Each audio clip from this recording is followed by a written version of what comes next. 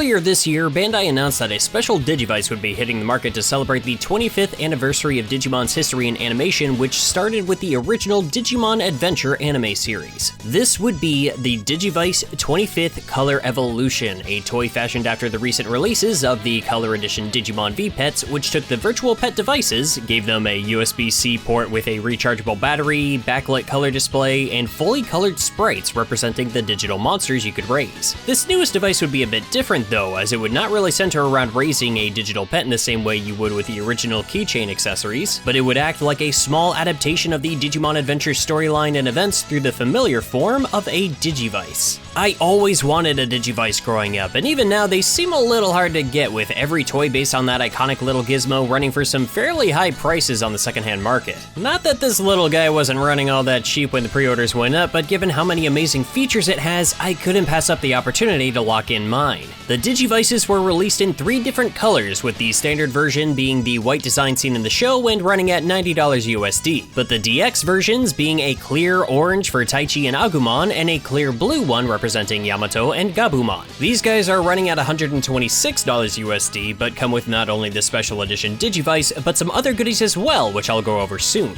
I decided to go with the orange one, you know, for reasons. There was a big problem looming over the release of these, and that's that they were subject to some very troubled distribution. The pre-orders that went up on the Premium Bandai site went incredibly quickly, and there was a second round of pre-orders, but those disappeared fast too. My only saving grace for getting my hands on one of these guys was a website called ZeninTCG.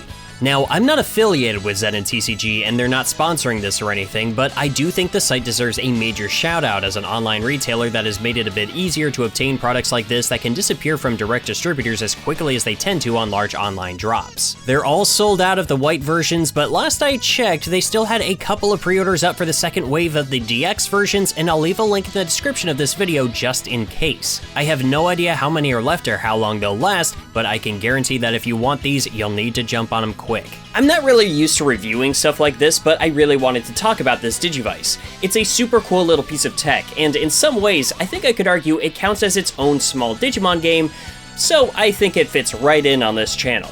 There are a couple of late game spoiler stuff that I don't want to touch on just because I don't want to give it away, but I did at least want to talk about the main content on offer. The package actually got to me while I was in the middle of streaming Elden Ring, and I decided to do an unboxing right there in the middle of the stream. I'll probably make an upload of just that segment if you'd like to see it, but one great surprise I had when opening the box was a few extra treats from Zenin. A couple of Digimon cards, some decals, and even these little custom stickers based on Digimon sprites. It's super cute. Thank you, Zenin. Upon opening the box, we see some gorgeous packaging here. I love the shiny rainbow effect on the Digivice in the back, and of course, having Taichi and Agumon front and center just makes sense for this device. The only thing I notice is that while the cardboard is thick and strong, it seems like it's very susceptible to warping and doesn't have a completely clean shape. Still, it does feel sturdy, which I think matters the most here, so it's definitely not a deal breaker, but I did think it was worth mentioning, you know, just in case you plan on displaying the box on its own. But what's inside that box? Ah, there's the extra stuff. Now, every version of the 25th Color Evolution comes with this special anniversary TCG card that I still haven't had the heart to break out of this plastic, but this tag and crest set is exclusive to the DX versions, as is this art book that comes with it. Now, from what I understand, Bandai has released a tag and crest set like this before, like 10 years ago, I think. But as I don't have that set myself, I can't make any direct comparisons here. I do like the way it's made though. This is one of the standout relics of the show as a physical embodiment of the growth the Digidestined all experience as they embraced their greatest traits and learned what made them special as a key member of the group. So it's fitting that you can choose any of the crests out of the 8 and simply slide and snap it into the tag. It fits very securely, and you don't have to worry about it falling out or anything. My only gripe with this guy is the chain that it comes with. It's a very thin chain that was already tangled in a few places when I opened it up, and it took a little work to get those knots loose. And it's not really adjustable, so I hope you're happy with however low it hangs on you. The art book is cute too, showcasing the sprites and artwork for the Digidestined, Digimon, and even locations that you'll encounter on the device. That said, it does contain a couple of sprites for characters I would consider spoilers, so so I would maybe flip through this after you've completed the contents of the device itself. And speaking of the device itself, here it is, the Digivice 25th Color Revolution. It's got a nice sleek design, the clear orange plastic is the stuff I live for, and it's got just enough weight for it to feel good in your hand without it being heavy. There's 3 prominent buttons here, but in reality there's 4, with the circular button on the left being split between a top and bottom half, essentially giving you 4 buttons to input with. Like I mentioned before, there's no batteries to worry about since this has a rechargeable battery inside of it and a USB-C port on the bottom that you can also keep closed with this little rubber cover to keep dust out or anything. You'll also find a clip in the back that'll allow you to fit the device onto your belt and carry it with you, though I personally like clipping it onto a lanyard while I work or the strap of the bag so I can easily see and keep an eye on it. Well, you know, and also show it off a little bit. This thing was expensive after all. That little antenna on the side is entirely cosmetic though, it doesn't do anything. When you boot up the device, you'll set the date and time and choose your Digidestined and their partner. But you won't be locked into whoever you choose, this is just to get you started. From there, you'll begin your quest. You'll start on a map screen and there will be several circles representing the different areas available to explore, and those areas will be split up into little walking missions. By reaching the end of these missions, you're greeted with an encounter with another Digidestined and Digimon partner duo, or a battle with an enemy Digimon, and you'll start to notice very quickly that these locations and Digimon encounters, at least in terms of battles, are directly based on the order of events from the Digimon Adventure anime, starting you off against Kuwagumon, then Shellmon, Monochromon, and so on. This is a campaign adventure based on the story of the show, and you'll be able to recognize these encounters as they come up as key moments from the adventure, and it's a super cool way of handling it.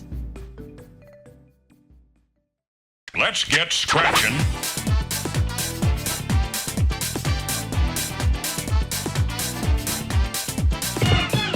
You might also notice something else familiar, and that would be the sprites. Now, I'm not 100% sure of this or anything, but it seems to me like the majority of sprites for this Digivice are reused from the Vital Bracelet line of products, and if that's the case, I think it makes good use of them, as well as making new sprites like the ones for the Digidestined matching with the art style very well. But there's also a similarity in the way that you interact with these missions, as they're all based on walking, getting some fresh air and exercise, and enjoying the outdoors to feel that extra connection as you physically adventure with your Digimon. Or you can sit in your room and shake it and trick it into thinking that you live outside of a chair. I actually do appreciate that there's also an option here that lets you add a step count multiplayer that speeds up the process by 5, as I'm sure they knew this was a method that people would be using to play this thing, and hey, I wanted to actually see all this game's content before I made this video, so it helps me out too. I could have done without the rattling though. I'm not sure if it's like the pedometer making that noise, but it is a little annoying. As you walk from mission to mission, encountering friends and battling foes between them, you'll see more and more of the digital world as the background scrolling behind your Digimon change based on the parts of the world you're exploring, from Factorial Town to the Gear Savannah, Toy Town, and Infinity Mountain. But also new locations as the story progresses, taking you through the fragmented sections of File Island after Devimon splits them up, the Server Continent, and yeah, even Tokyo in scaling the Spiral Mountain. It really takes you through the whole story, and you'll even have multiple encounters with tougher enemies as you re-experience the original adventure, and I was shocked by how well the plot is represented here. An element I really loved seeing is that between the major events that link different areas, you'll even see cutscenes that transition you from one major map to the next. Now, I think you'll need context of the anime for these events, characters, and locales to mean anything to you, but it really feels like a recreation of the journey, complete with the main theme of Butterfly playing while you adventure. Though you can also hold the top right button to turn the music off while keeping the rest of the sound on if you don't want to be blasting a hit clips while you walk around. You can also go into the settings to adjust the sound volume or turn it off altogether, adjust the brightness level of the screen's backlight, disable the vibration motor and LED lights that will go off during battles or other events, and I was impressed that so many options would be in your direct control like this, and it lets you experience the content the device offers in whatever way is most comfortable to you, which I greatly appreciate. I imagine disabling a bunch of these other options also helps save the battery life on the thing too, but honestly, I've had this thing on since I got it outside and outside of plugging it in to charge for a little bit at night, I haven't run into any battery issues, and it feels like the battery life is really well tuned to how this thing is used. But I imagine this could vary from person to person depending on the way they utilize the features and how often they interact with it throughout the day. As you explore the content of the game, you'll also get more to play around with in the form of items that you can randomly unlock after meeting other characters or finishing fights. A lot of these will be little things like food or sleeping bags, which are really just cosmetics that you can give your Digimon while accessing the camping mode. While you're walking around in a mission, you can press the top left button to see the clock or the bottom left button to access the camping scenes where you can watch your Digimon eat together, train together, or sleep, and items that you find along the way in your journey can be given to them and change the scenes to your preference. It's entirely visual and isn't practical or mandatory, but it's adorable, and I love that you can see so many of these Digimon just interacting with each other in all these cute ways. That's not all you get by completing these missions though, as the majority of these encounters will focus on battles, and these are handled in several different ways as you encounter them. When you start a fight, you'll see a prompt that will tell you what input will be expected of you from that battle,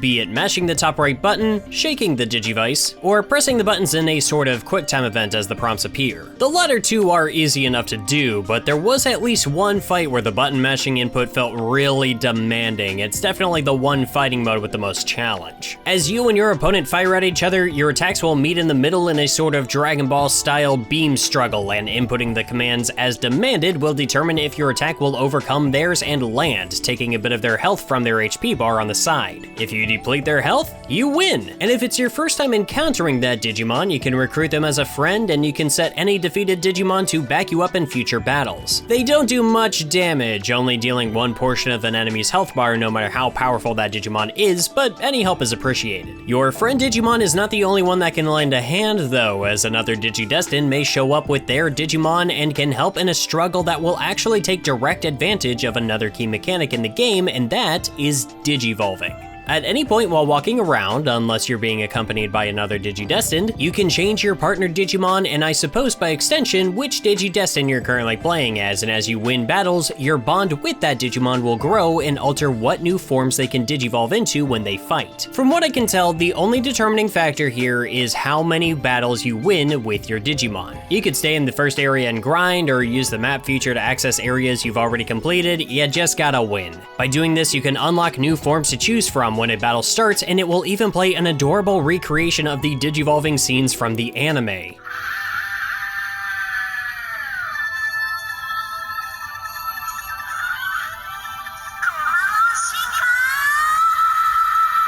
And it changes based on the form too. Biyomon digivolving into Birdramon won't have quite as much flair as Ikakumon digivolving into Zudomon. And then of course, they even recreated the warp digivolving animations when accessing War Greymon and Metal Garurumon, and yes, this means that Braveheart will start playing during any digivolving sequence and play into the rest of the battle. It gets me every single time. 25 years later, and this song still carries that magic touch. You can skip the sequence too, which helps if you're grinding, but I usually can't help but watch these lovely little simplified recreations. They're so much fun, and I adore how well they're handled here. Oh man, you can even access Skull Greymon, and his Digivolution sequence is dark and creepy and adds a whole different feeling to the encounters you use him in. It's so great. Once the fight is over, your Digimon will revert back to their rookie form, leaving it totally up to you what form you'll want to use for the next battle they're in. That said, it's important to pay attention and make sure that the Digimon that you're using is a high enough level to stand a chance against the enemy you're currently facing. If you have a red symbol by the evolution choice, they're going to be under-leveled and are guaranteed to lose the fight. You can easily go into the settings and recover them and just try the mission again, but why guarantee that you're gonna be set back? The other Digidestined pals that come to back you up during a fight though, will always come in swinging. Their Digimon partner will automatically Digivolve to the highest available form that you've unlocked for them, and unlike the friend Digimon that you can recruit, their damage is not capped and they can take out half an enemy's health, making the encounters very short. So it's worth it to travel around with all the Digimon you can and get them all trained up. And yes, there's of course a Digidestined and her partner to unlock along the way too.